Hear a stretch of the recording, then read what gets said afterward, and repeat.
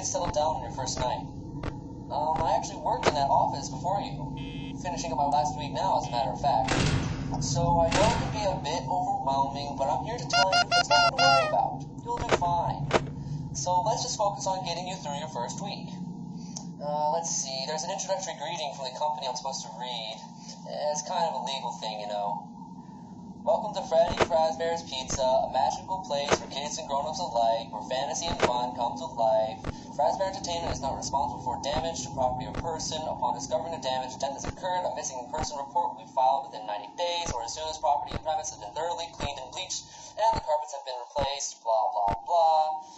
Now, that might sound bad, I know, but there's really nothing to worry about. The animatronic characters here do get a bit quirky at night, but do I blame them? No. If I were forced to sing those same stupid songs for 20 years and I never got a bath, I would probably be a little bit irritable at night too. So remember, these characters hold a special place in the hearts of children, and we need to show them a little respect, right? Okay.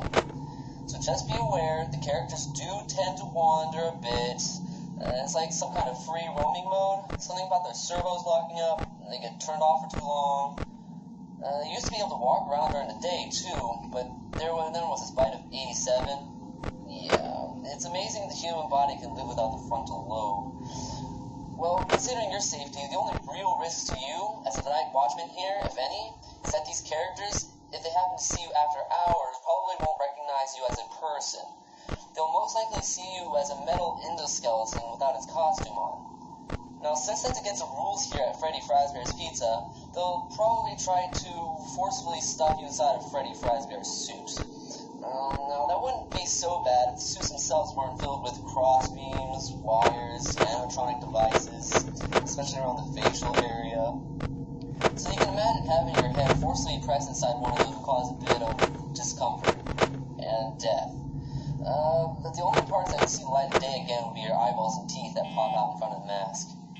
Yeah, they don't tell you these things when you first sign up. But hey, your first week should be a breeze. I'll chat with you tomorrow. Check the cameras, and remember to close the door only when it's absolutely necessary. You have to conserve power. Alright.